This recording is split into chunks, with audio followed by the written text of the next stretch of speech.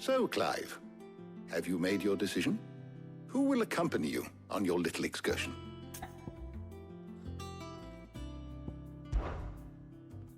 All right. So, what are we fetching? I have taken the liberty of preparing a list. Here. Garlic? Conch shells? Are you sure this is the right list? Looks like the ingredients for someone's supper. Though these items may seem mundane, they have potent effects that are rarely exploited, effects for which they were once highly prized. So much so, in fact, that they were harvested almost to extinction, hence moondews having fallen from favor. Now, of course, they can be obtained with ease. You should be able to find everything you need at the market in Northreach. Well, isn't that convenient? I was hoping to be able to make a trip over that way sometime soon. Need to speak to an old acquaintance. I'll meet you there. All right. Stay safe. See you later, Clive. Good luck with your research.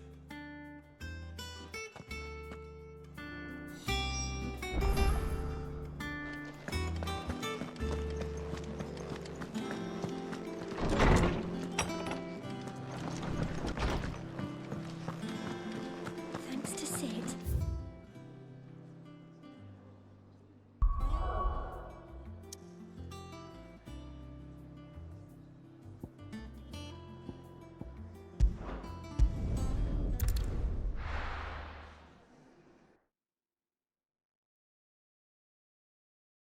Now, where's Talia?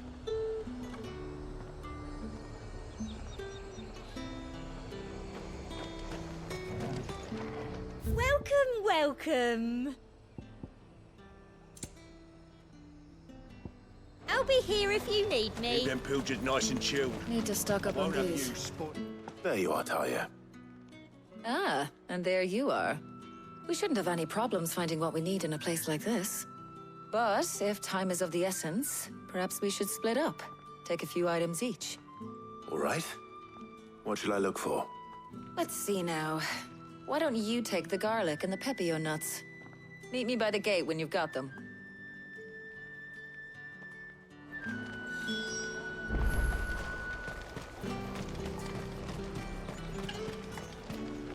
Buy, sell, or be gone. And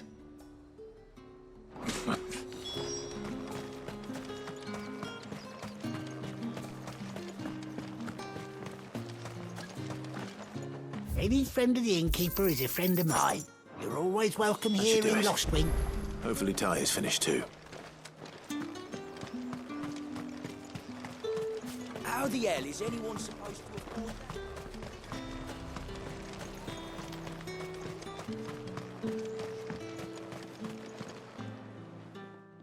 Well, did you find everything?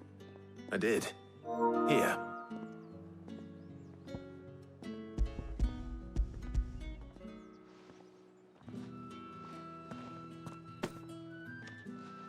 Garlic and pepio nuts. Job done. We should get this back to Tomes then. He'll be waiting.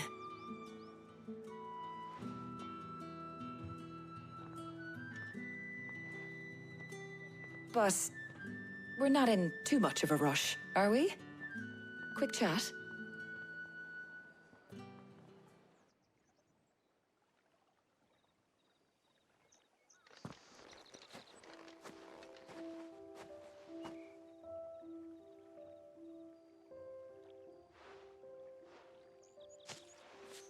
Do you know, I think this is the very first time we've been out on an errand together.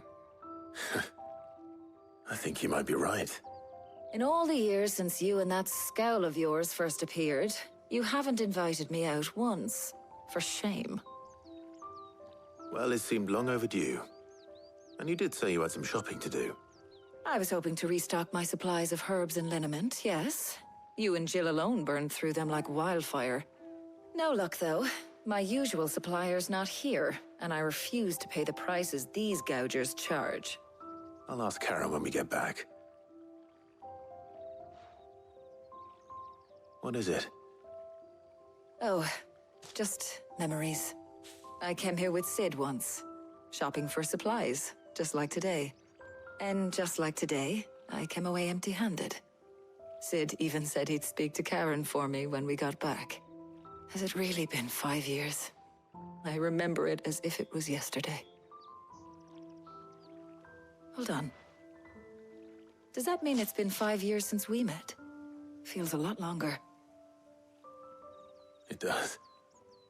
In a good way, of course. Thank you, Tyre. For what? For everything. I just want you to know that all you've done for us, all you still do, it's appreciated. Do you think I'd stick around if I thought it wasn't?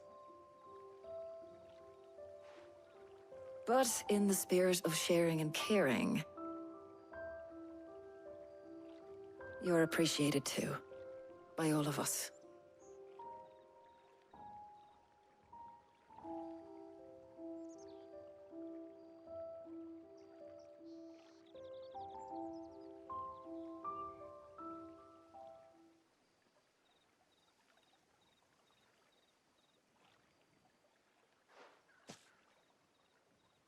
Well, I think we've tarried long enough. I ought to get these ingredients back to Tome so he can make up this concoction of his. I'll meet you back at the hideaway, all right? All right. And thanks again. I heard you the first time.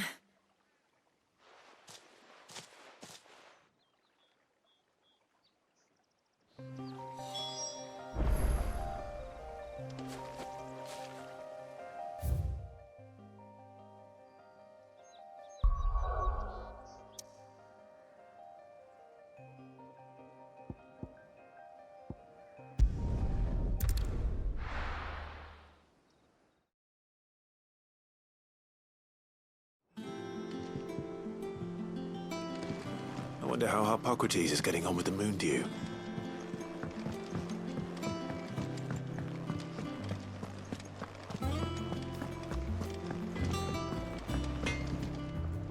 What do you need? So, what'll it be?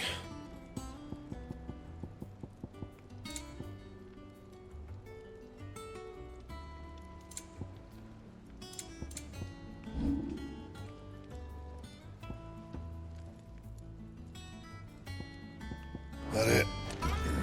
Fine.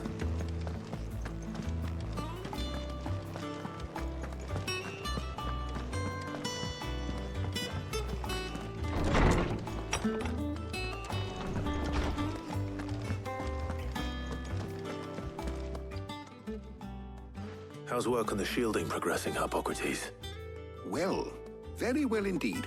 And thanks in no small part to your kind assistance. I was just explaining to Tarja how we might best go about preparing the moon dew. And now that we have all the ingredients, we may begin. You can count on me. I've mixed more than a few mysterious concoctions in my time. I'm sure you have. What about the shielding itself? Work is underway, under the watchful eyes of Bardolph and Obolus. Apparently, it'll be ready soon. Thank you. All of you. Right then. Jill, would you join me in the infirmary? Many hands make light work and all that. Of course.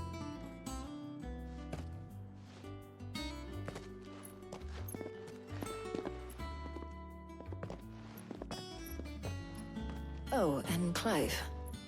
It was good to talk. We should do it again sometime. It appears our work here is almost at an end.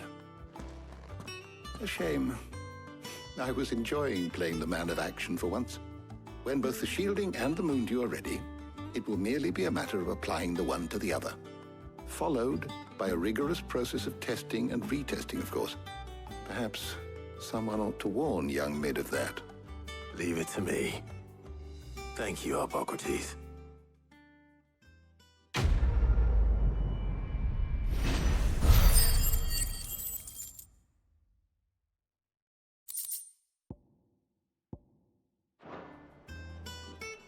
Well, I better go and give Mid the good news then.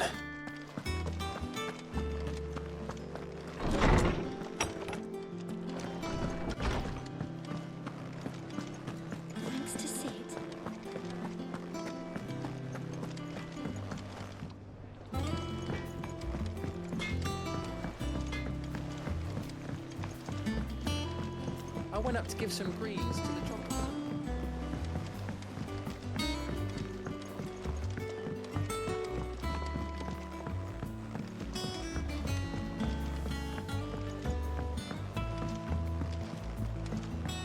Editors started reading books that don't have any pictures in.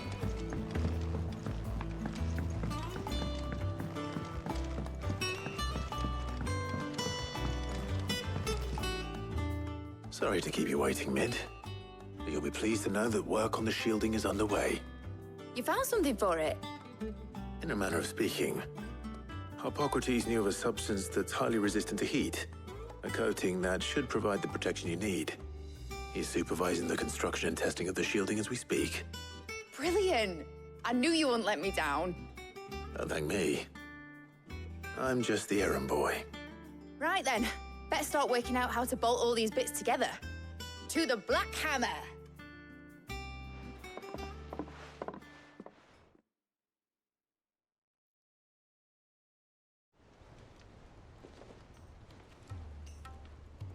You know, when I got into the smithing game, I thought I'd be making swords and shields, not thermal bleeding didgeridoo-dahs. Displacement stacks. Same difference.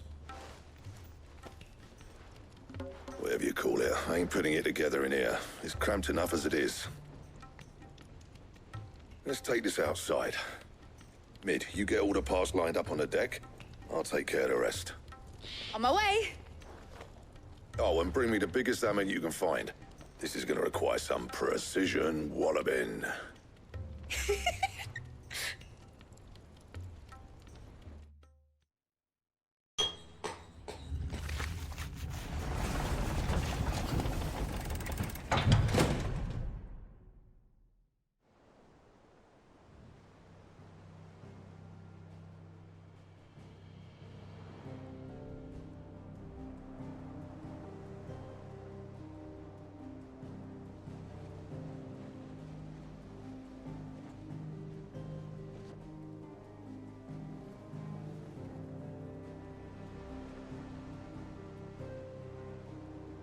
It's finished! It's finally finished! Thank fuck for that. I'll be feeling my hammer arm for weeks. Thank you, Clive, Blackthorn, everyone. That's one down and just 3 more to go. I'm sorry. Oh, didn't I tell you? The Enterprise has 4 mithril engines, and we'll be needing a displacement stack for each. You don't mean... Don't worry. Now they've got a finished one to work off. My gang in Canva can build the rest. Good luck to them, I say. Right, I'm off to get a sling for this elbow. Any other work comes in, keep it to yourselves, eh?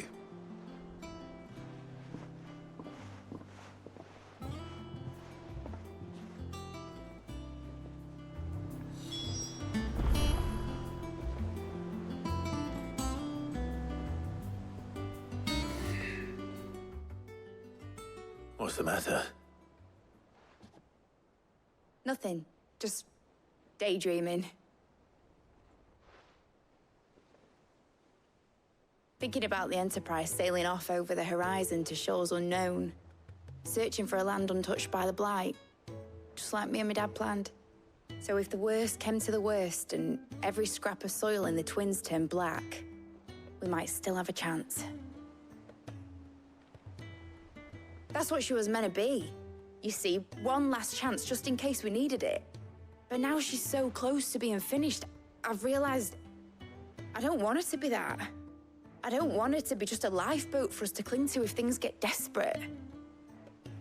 I want people to sail aboard her by choice, not from the lack of it. In a world where we're not just trying to survive, but where we can actually live. I'm working on that. And I'll do everything I can to get you what you want. Don't you always? All right. My mind's made up. As soon as the Enterprise is fit to sail, I'm putting her under your command. Sod our plans, I'm trusting in yours. Are you sure about this? Something tells me it's what my dad would have wanted. He'd be proud of you. You, You were gonna visit his grave, weren't you? I was. And you can come too now that your little project is finished. Right. There's just one thing I need to finish up first. Won't be a mo. All right. I'll let Otto know you're coming. Meet us in the mess when you're ready. Aye, aye, Captain.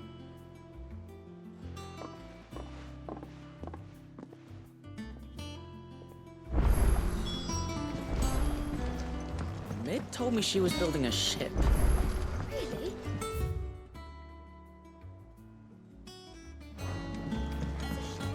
Is that the thing Tomes helped to do?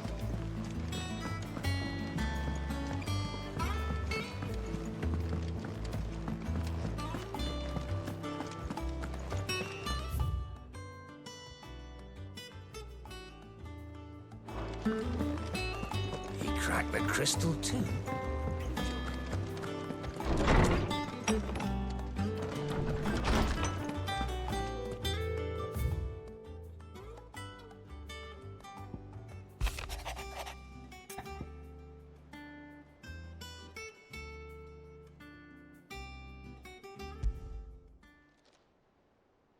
Hopefully it's nothing. But I should speak to Blackthorn just in case.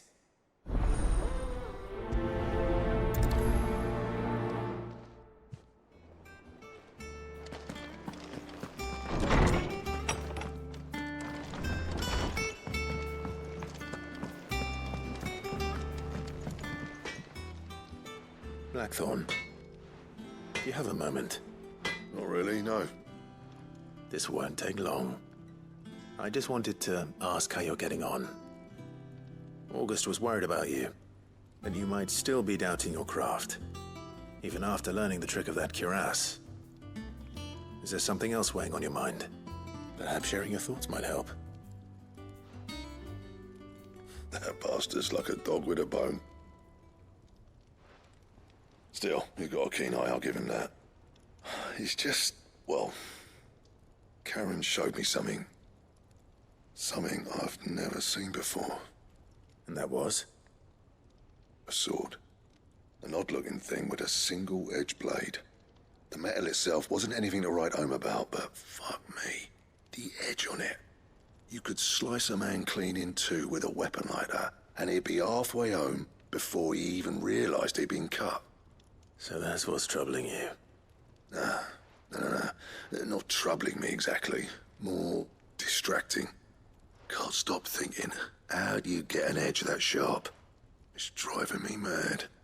And if you knew how to do it, we could arm the curse breakers with even better blades. That's about the size of it, yeah. I'll see what I can find out. Sharper swords are always welcome. And we can't have our master blacksmith being distracted. You're a soft touch, you know that. But I can't say I'm not grateful for it. Good luck, eh? Thank you. Let's see what Karen knows about this sword.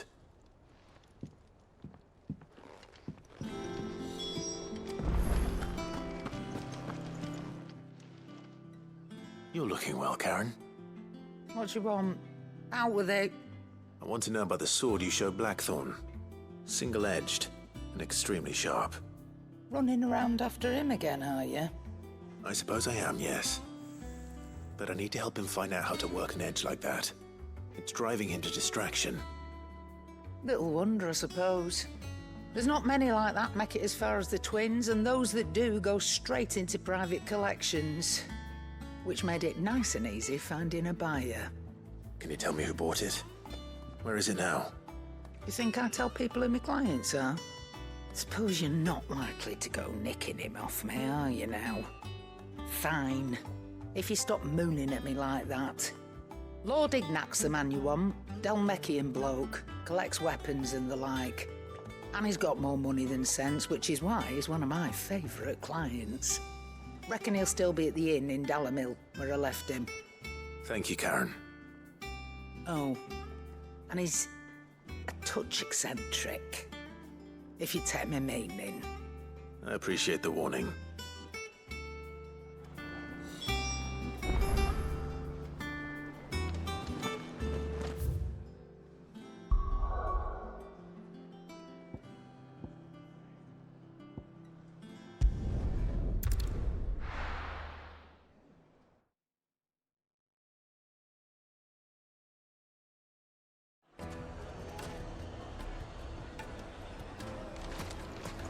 People take notice of wealthy men.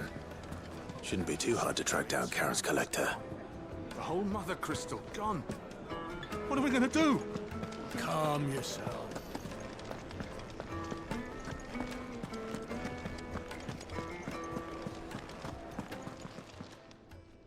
My reputation will be ruined! Ruined! Calm yourself, Lord Ignac, I beg of you, before you do yourself a mischief. Pardon the intrusion, but... Out! Get out! I paid for these rooms so I wouldn't be disturbed. Leave me be! Please, allow me to apologize. His lordship is going through a difficult time, and he's never been fond of guests arriving unannounced. Radim! Get rid of the filthy oaf this instant! Very good, Lord Ignac. Would you mind stepping outside for a moment?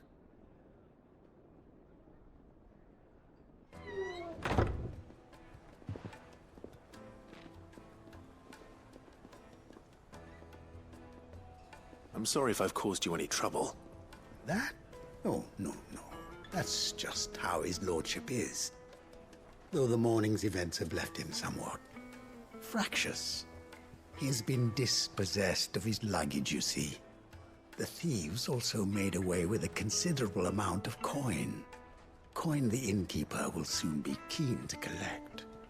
I don't suppose a certain blade was among the stolen items. A single-edged sword. It was purchased from a merchant friend of mine. Ah, you know Lady Karen. Yes, I'm afraid it was. Then I'll retrieve Lord Ignac's luggage. But I have one condition. You have but to state it. You are welcome to anything that is within my power to grant. I want an audience with Lord Ignac. A few minutes should be enough. Then I'll be on my way. A condition I would be a fool to refuse. Of course, you shall have your audience. I don't suppose you saw where the thieves went. I did not, no. Though some discreet inquiries made on his lordship's behalf mean that I know where you might find them. The bandit's bed. Every ill-gotten coin in Dalamil is said to pass through that disreputable corner of the Valcroy. And that's where I'm heading. I shall speak to Lord Ignac in your absence, and arrange for an audience upon your triumphant return. That will be very kind of you. Farewell, and best of luck.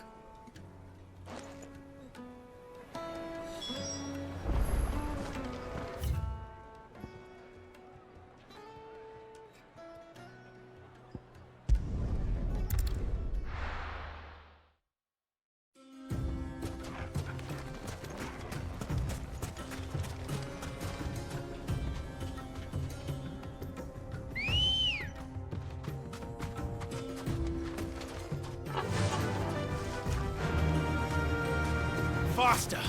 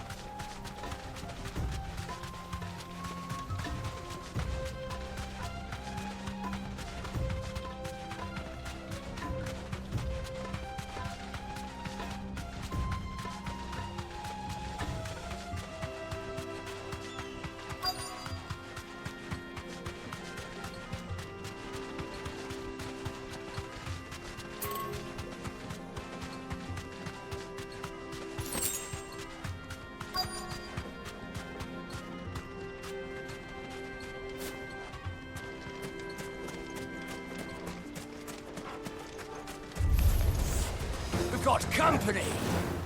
Come on, lads, let's tear the bastard's head off!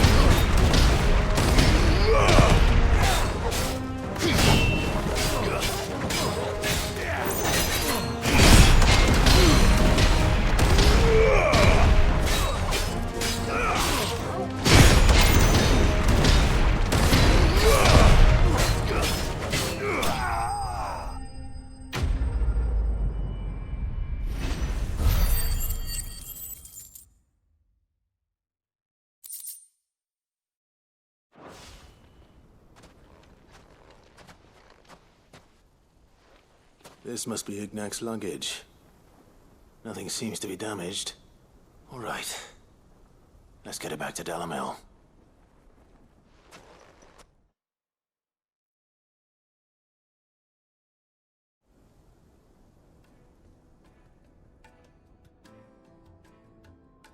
I hear I have you to thank for the return of my effects. What shall I call you, my good man?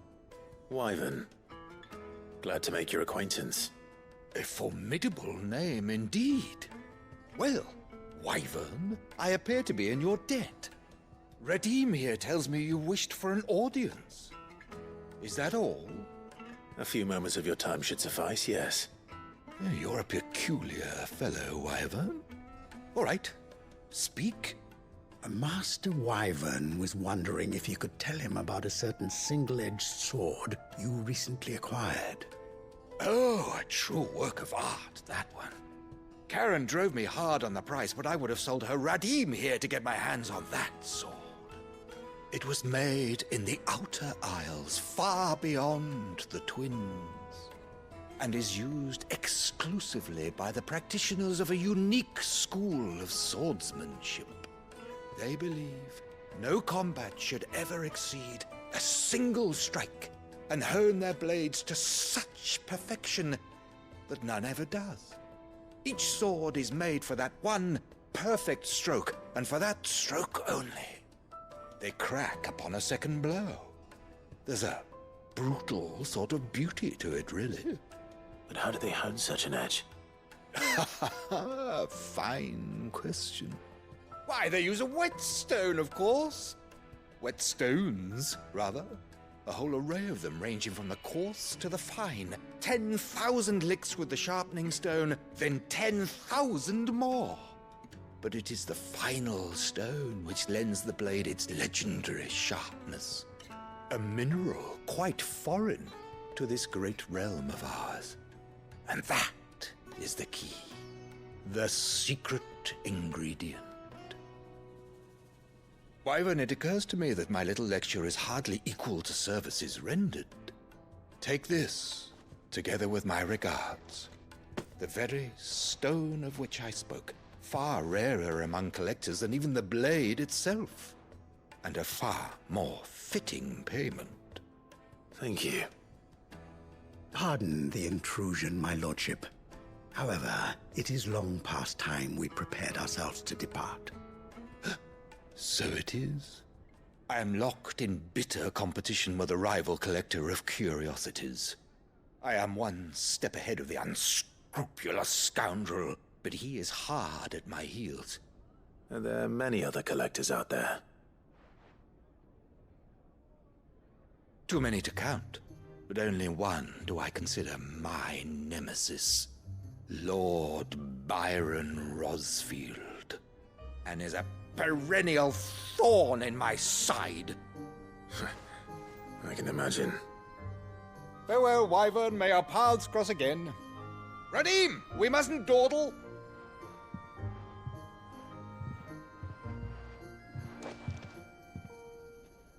I think his lordship is rather taken with you, Master Wyvern. Thank you again for your assistance. Coming, my lordship. I'll be right there.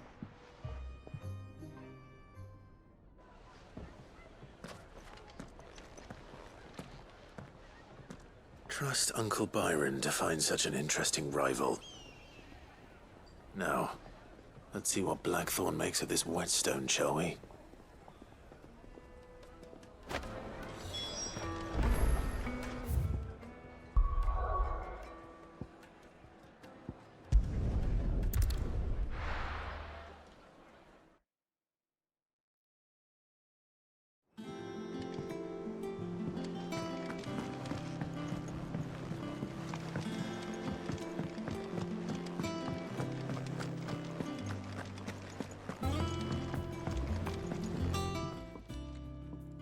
Sorry for the wait, but hopefully you'll agree it was worth it.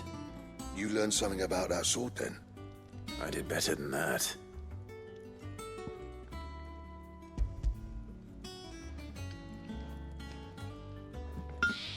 A whetstone? Yes, but not one you'll find anywhere in Valisthea.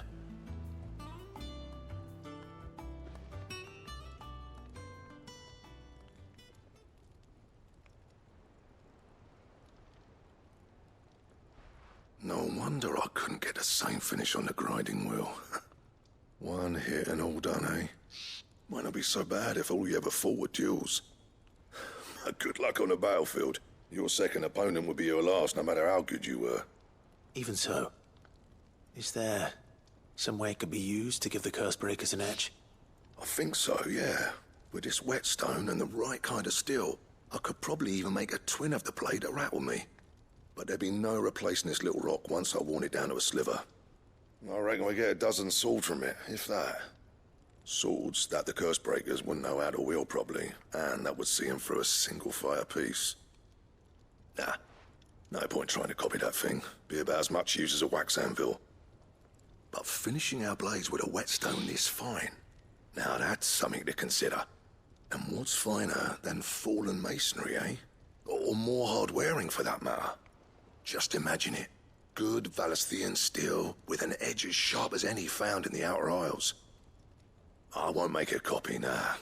I'll make something much better. I'm sure the Cursebreakers will be delighted. Just don't push yourself too hard. Don't you worry about me, sunshine. I've been working day and night since I was half your age, and I'll still be here when you're long gone. Hey, thanks, Clive. I mean it. I owe you one, August too. It's good to know someone's looking out for me. He'll be happy to hear you said that. And I'll see that my debt to you's paid. First new blade I make's got your name on it. You come and find me when you've got the materials. All right. I will.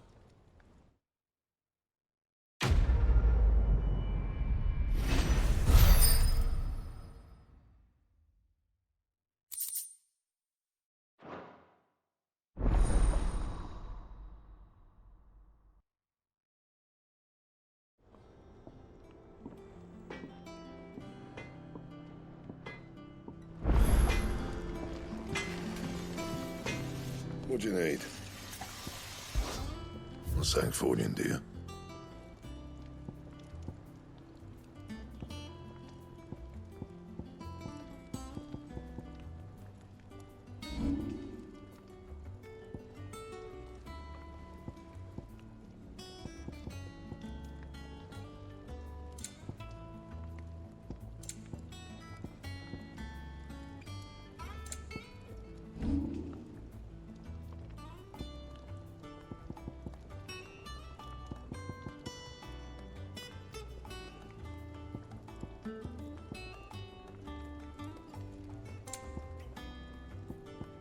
And?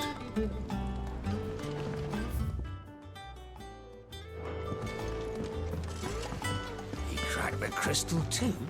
You joking?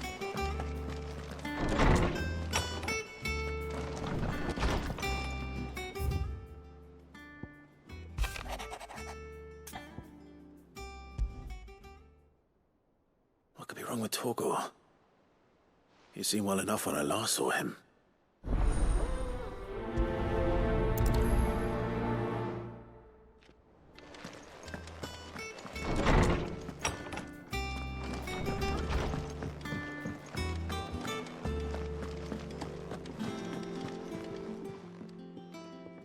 I got your note.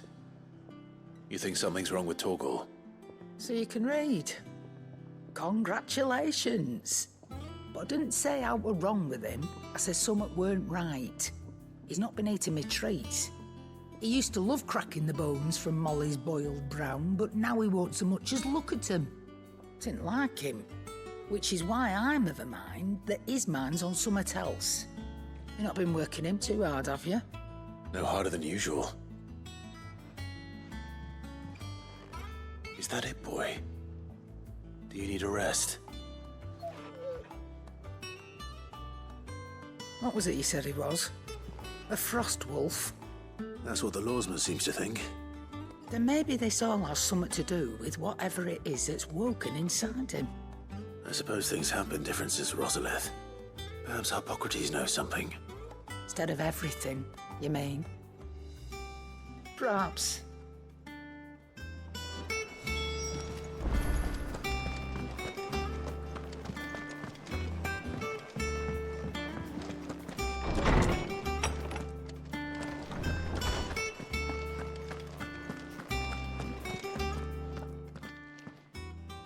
Lawsman, I need to ask you about Torgor. Something's not right with him. He isn't ill, is he? I don't think so. But according to Lady Karen, he seems to have lost his appetite, which is certainly a new development. She says he's hardly been touching his bones of late, and she believes it may have something to do with what happened at Rosalith Castle. I rather think she might be right, though not about his appetite. All canids are instinctively inclined to crack open bones for the rich marrow that resides within, and I see no reason why a frost wolf should be any different. Accordingly, I suspect it is not a lack of appetite that afflicts Torgor, but a surfeit of it. If we assume that his newfound magics require additional nourishment to sustain, it may well be that the bones Lady Karen is accustomed to providing are no longer sufficient. Frost wolves, after all, habitually prey upon far larger animals, whose bones may yield altogether different nutrients. As to where one might find a suitable substitute, some antelopes that graze the meadows of eastern Rosaria have been known to grow to a size more than double that of their lesser cousins. I don't recall ever seeing any that large. And little wonder. The oldest and largest such creatures rarely leave the safety of the highlands for fear of predators. The last elder antelope sighting I recall hearing about took place near Cressida, and that was long before the village was abandoned. Even so, it seems like a good place to start. Good hunting, Clive.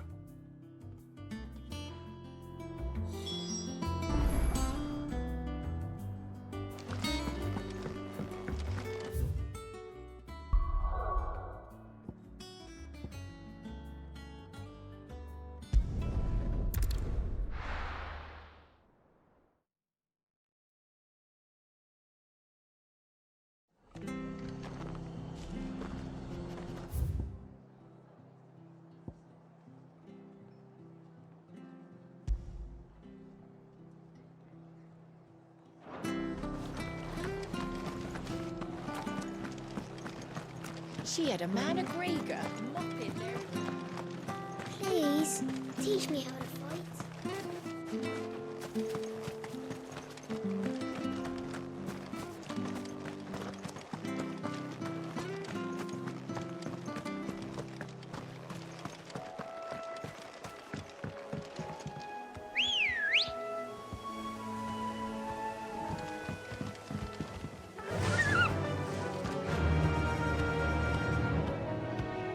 Run like the wind.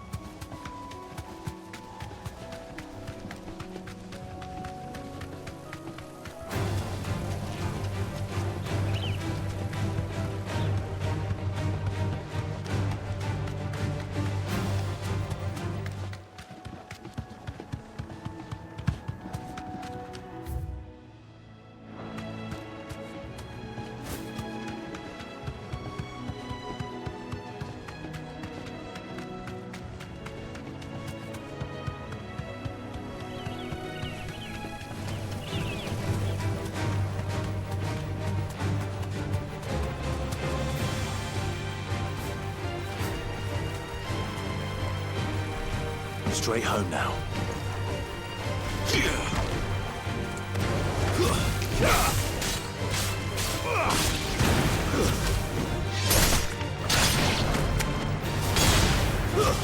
Stay down!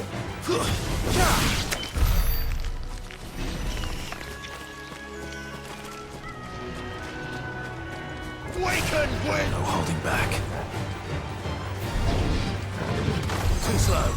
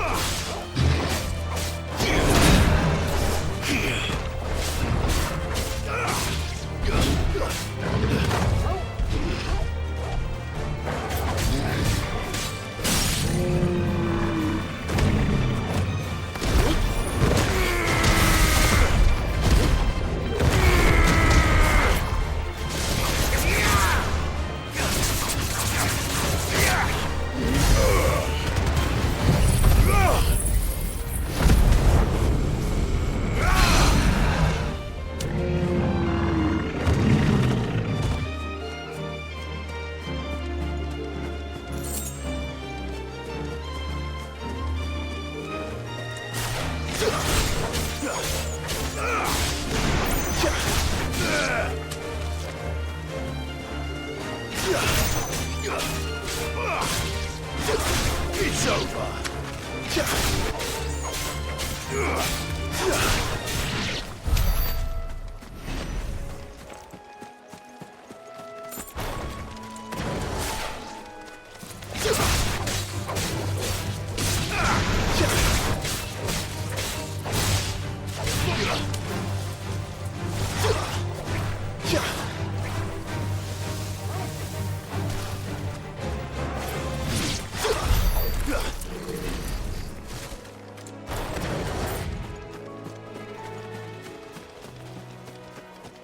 Well, it's certainly quiet.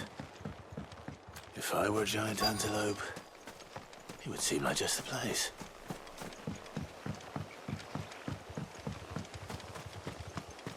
I doubt we'll find one bigger than that. You hungry, Torgal?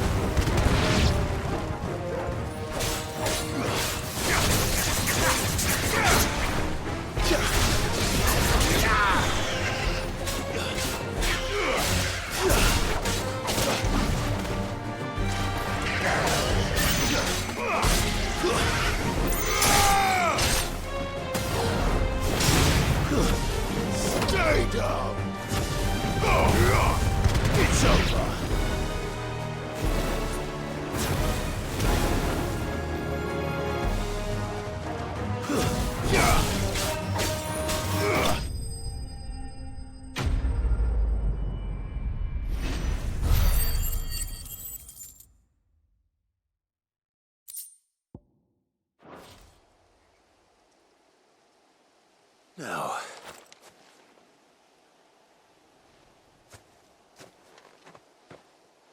will it be enough, I wonder?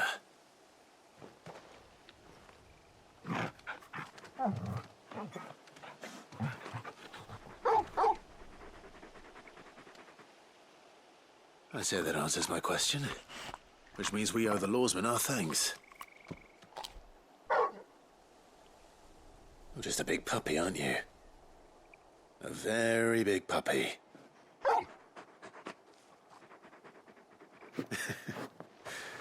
You do know you can take that with you, Torgal. Lady Karen will be relieved to hear you've got your appetite back.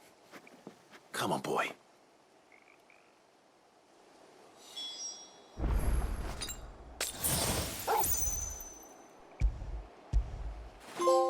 Get it, boy!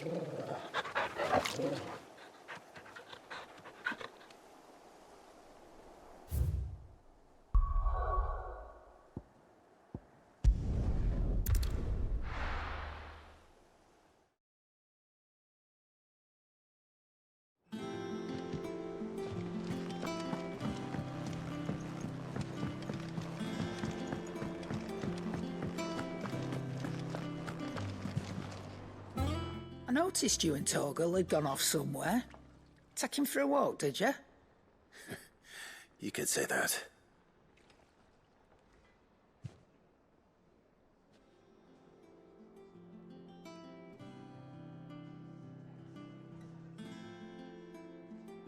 So, Molly's leftovers weren't good enough, eh?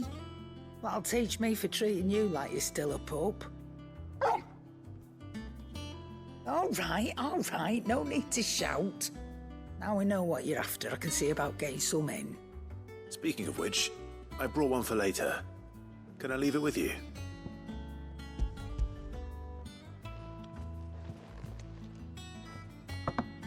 You can, aye. I'm nice like that. In return, you can thank Tomes for me. The bloody know-it-all. I was just on my way to see him.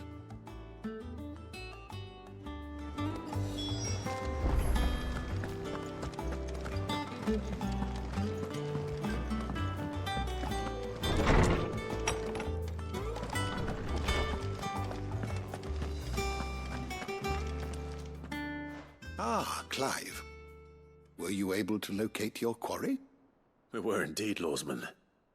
You pointed us in exactly the right direction. And Torgal's been a very happy hound ever since. Very good, very good. Lady Karen sends her thanks, by the way, for your part in solving the mystery. Ah. But that reminds me.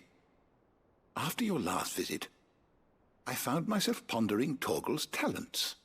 Do you recall our conversation concerning Lady Jill's role in Torgal's transformation? About how she somehow woke the power within him. Precisely that. A reasonable conclusion, I thought. But one which raised certain questions in my mind. You see, the Fenrir of legend served Shiva and Shiva alone. And while the powers attributed to him are certainly impressive, the records imply they are somewhat different in nature to those you described Torgal as having used. What are you suggesting? That Torgal may be the beneficiary of more than one icon's power. Consider that in addition to Lady Jill, he has served as a loyal companion to you, your brother, and even the late Cid. In short, the icons hitherto near at hand, or should I say at paw, have been diverse and plenty, and that number has only grown as the realm's dominance have fallen to your sword. One can but speculate as to how all of this has affected Torgal. He has seemed more fierce of late. And if I am not mistaken, he will grow fiercer still. We are fortunate indeed to be able to count him amongst our allies and not our adversaries. Oh, he's more than an ally. He's a friend.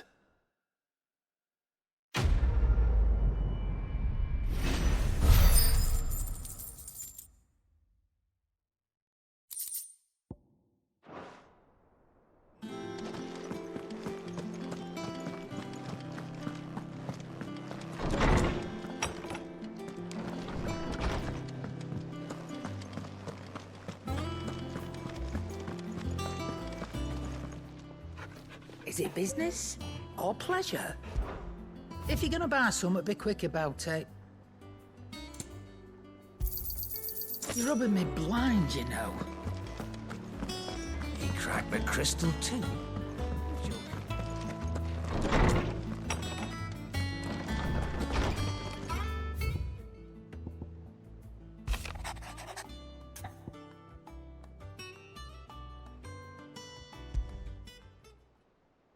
Trouble with the ledgers. Shouldn't he be asking Otto for help?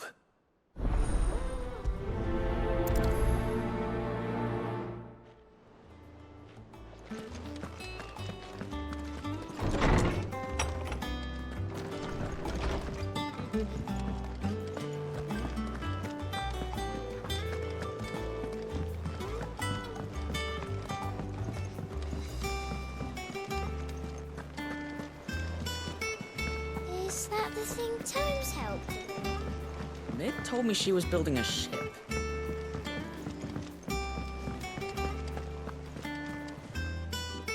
Clive, did you get my letter?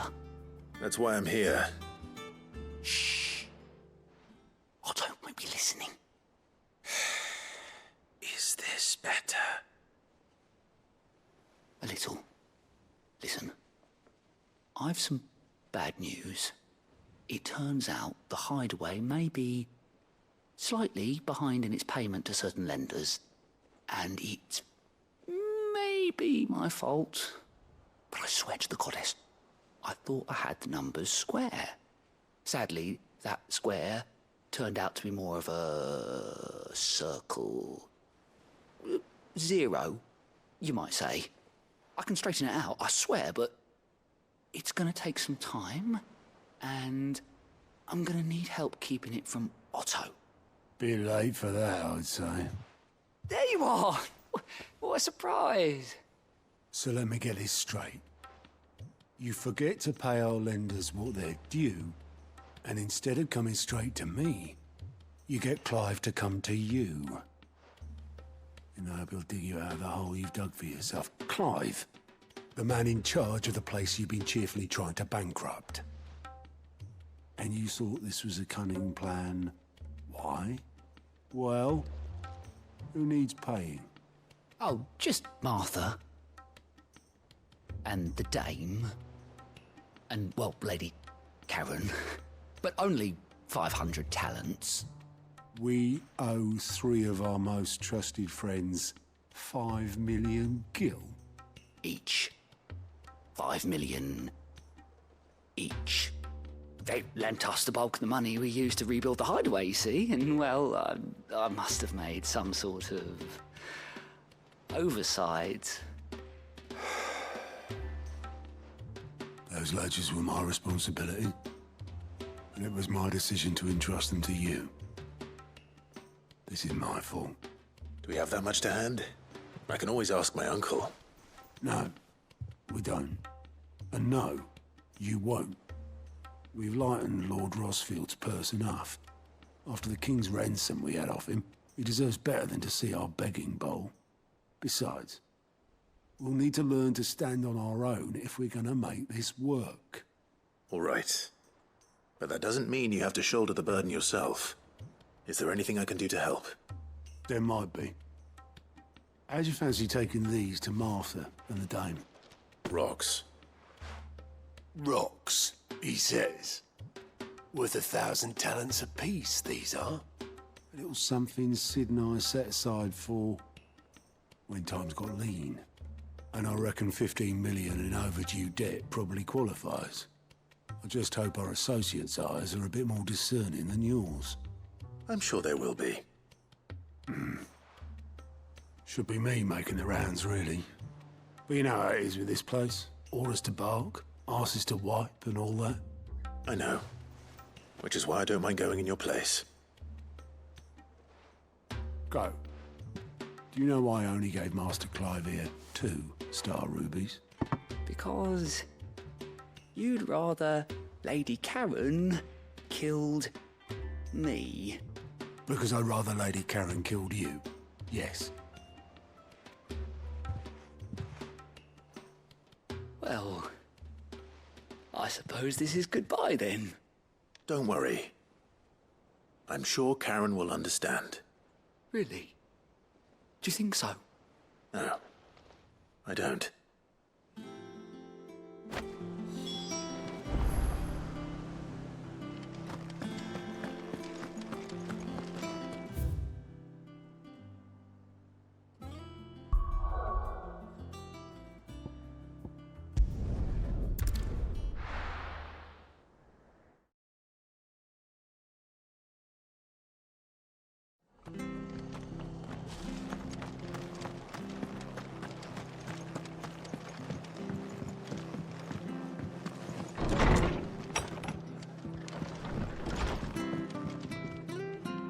Clive, we weren't expecting you. I wasn't expecting to be here, but it seems we still owe you a considerable amount of coin for your help with our rebuilding efforts.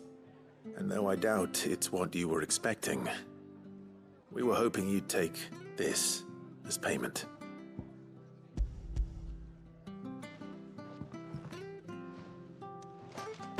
A star ruby? I can't accept this. It's worth at least twice what you owe me. More if you can find yourself the right buyer. Think of the difference as interest. Interest? If word got out I charged that much, no one would ever borrow from me again. Anyway, why are you the one here asking me about this? I'd have expected Otto. Bit much sending the Lord Marquis out to settle your debts, isn't it?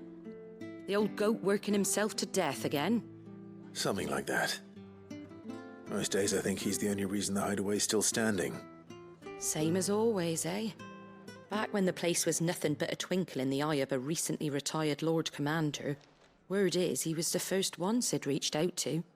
Probably knew that without his strong arm and level head, the idea would never get off the ground. Sid may have been the face of the hideaway, but Otto's always been the backbone. And when Sid passed away, we were all worried that would be the end of it. That Otto would just give up. His death was hard on everyone. But it must have hit Otto hardest of all. But he didn't give up, did he? Quite the opposite, in fact.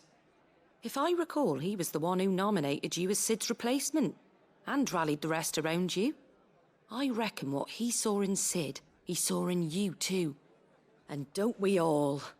Doesn't hurt that you're half as stubborn and twice as handsome, neither. That, and you keep good company.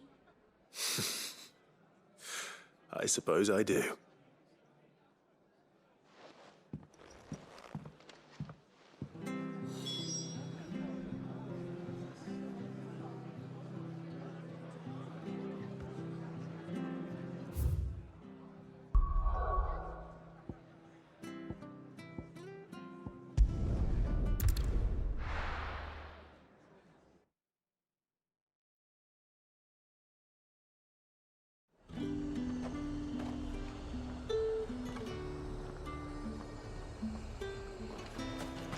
There's talk at the glass gate.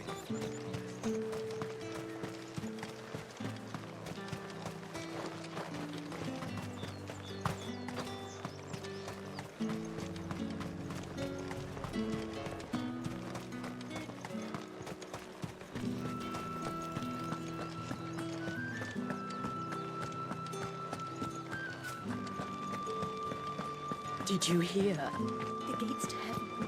I want to see you again. What am I going to do without sweet water and oil of talc? Still no... Milady, I come bearing gifts. Gifts? Whatever is the occasion.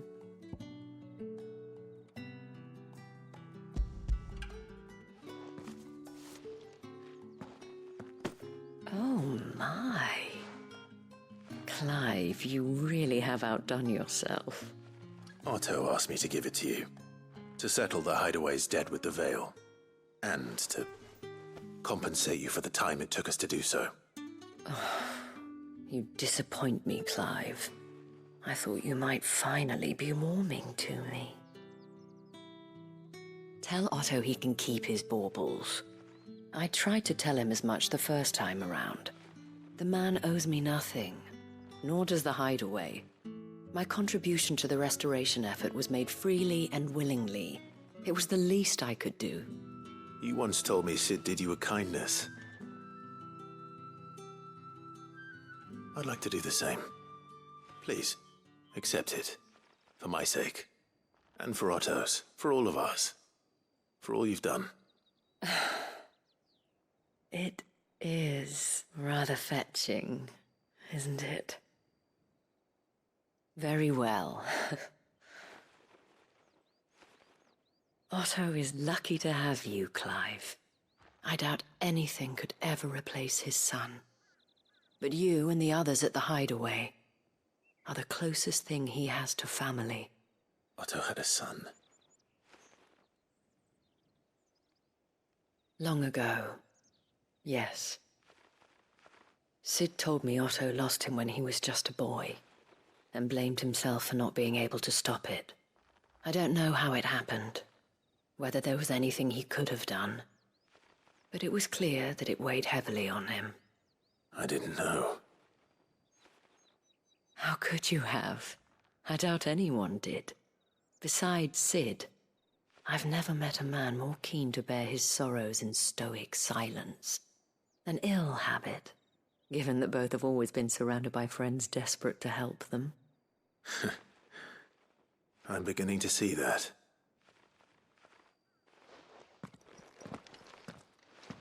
Goat will want to know the stones were delivered. If he's still with us.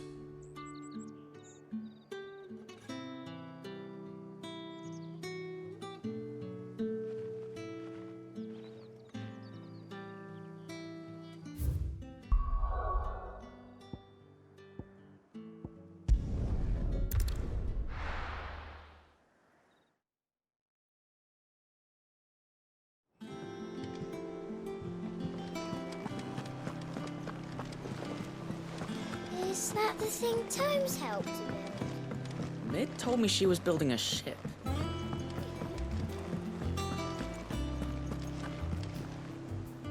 Goat. Still alive, I see. So Lady Karen accepted the ruby. Ah, about that. I tried my best, but she was just too stubborn to take it.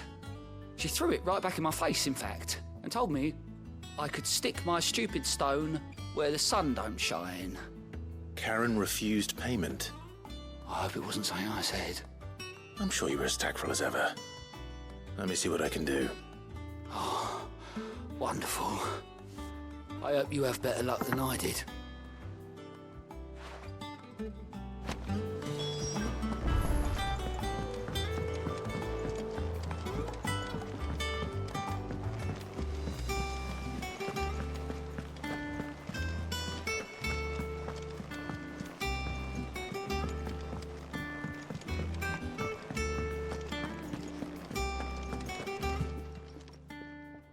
Lady Karen, Goat tells me you weren't happy with our offer.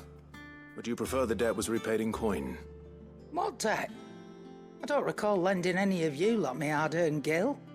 I may have tossed a talent or two in the hideaway's coffers, but those were donations, and you can hardly call it charity if you go asking for it back. Of course not. But one good turn deserves another. And our circumstances have changed. Surely you wouldn't shun the gratitude of a pauper who happened to have become a prince. Oh, so you're a prince now, are you? Fine. But I'm selling it and taking what I'm owed, then you're getting the rest whether you like it or not.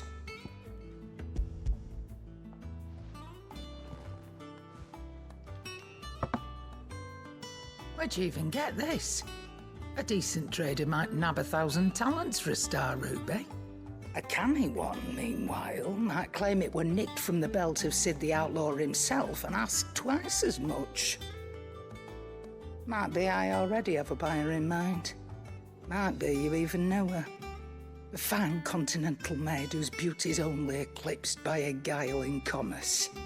You wouldn't mind, would you? Not at all. Just be sure to tell her that it's always a pleasure doing business.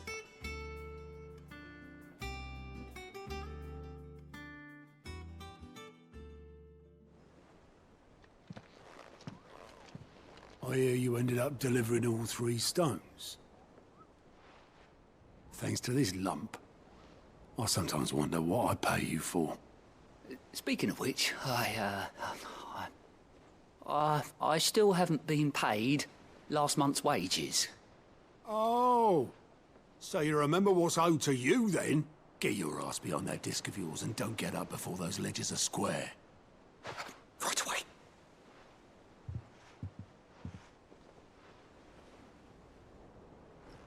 I've seen that before. Yeah. Plenty of times. It was the only goblet Sid ever used. Either out of habit, or because the filthy sod couldn't be bothered to find a clean one. I knew so little about him. Like most people. Martha and the Dame both seem to have fond memories of him. I bet they do. How long did you know Sid before he... Before he died. 20 summers, give or take. Back in the day, I was a purser on a trade ship, which is where I met him. He bought passage to... I forget where.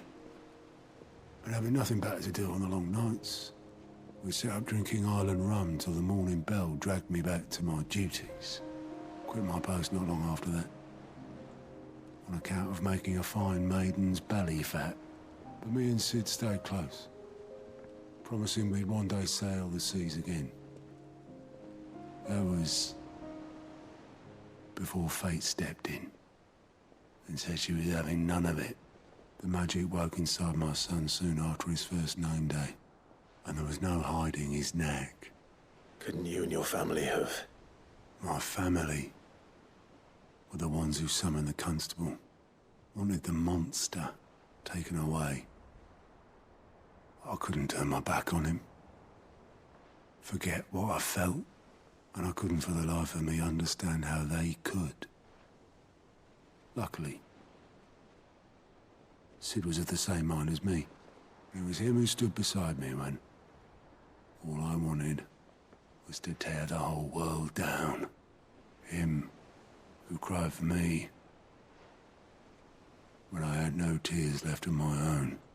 Him who swore he'd do everything he could to stop it from happening again.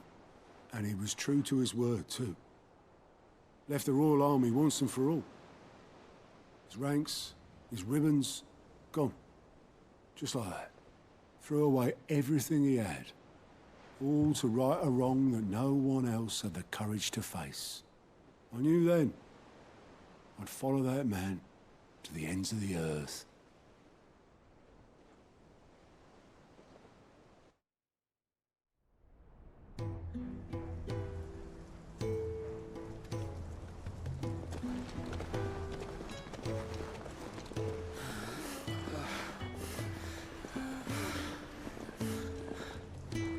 He was always too clever for his own good, was Sid. Saw the world for what it really was, while the rest of us were content to go along with the lie we were shown. And it can't have been easy, bearing that burden alone.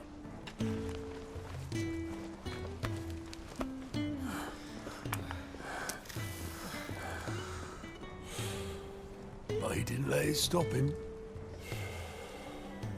He never lost faith in what he believed was right.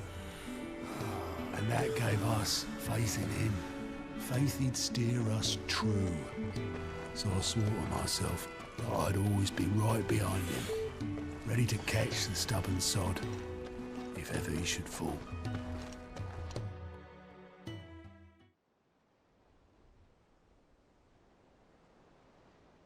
But I couldn't even do that.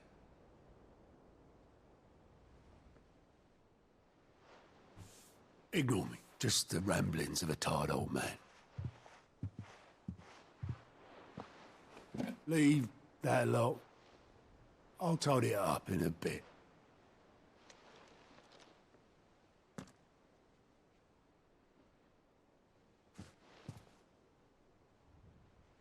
This is Sid's handwriting.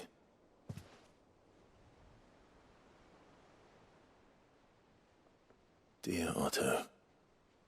I may be drunk, but I wanted you to know this place would be fucked without you. Love you, you grumpy old sod.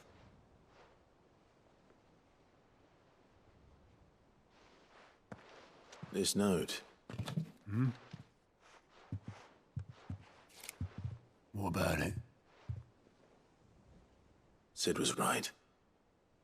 Without you, we'd all be lost.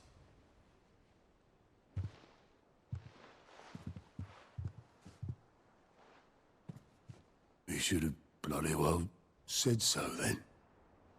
Just once. Before he went. But then, why would he? Him, or anyone? I'd only have told him to piss off.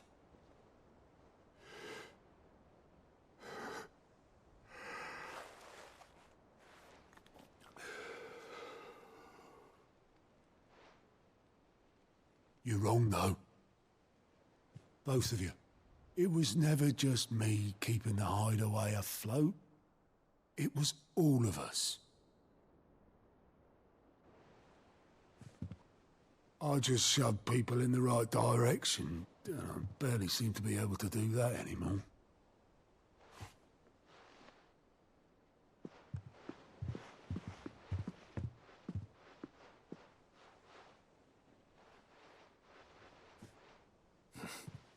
Would you rather goat were at the helm? Well, maybe I've got a few more years left in me. I'm going to hold you to that, Otto. Before you go, Sid would have wanted you to have this. But that's... This'll do me just fine.